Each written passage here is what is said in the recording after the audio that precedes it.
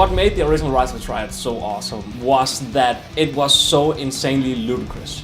You had gyps everywhere, the speed was insanely fast-paced, it was just ridiculous. And what we want to do with our game is bring that thing back. We want the game to be fast-paced, we want to reintroduce all these awesome weapons, and we just wanted to make it like ridiculously gory.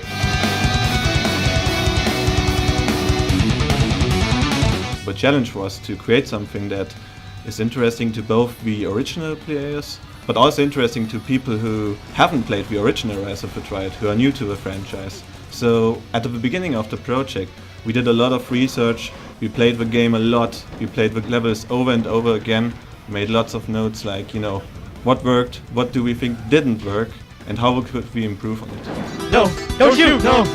No, please! It's kind of crazy, Not only are we bringing it back, but we're doing it with guys that worked on the original game, guys that modded the original game, and this brand new generation of game designers. So we've got 3 generations of game development, all working on one title, and it's kind of created this perfect situation for us. So for the level design, we took a look at the original design because, of course, we wanted to keep our design as close to the original design as possible. But at the same time, we wanted to remove a lot of the clutter, the mazy corridors, and instead make a more clean design that was supposed to keep the momentum going for the player rather than the player stopping up and actually not knowing what to do. Apogee was great at helping us. They gave us some of their key team members on Rise of the Triad to help us out on the remake. And the best part was we were given the creative freedom to take the original design to the next level and create a game we would want to play today. We set out to mix some of today's modern gameplay techniques and visuals and combine that with the innovative and ridiculous design from Rise of the Triad and see what we could come up with.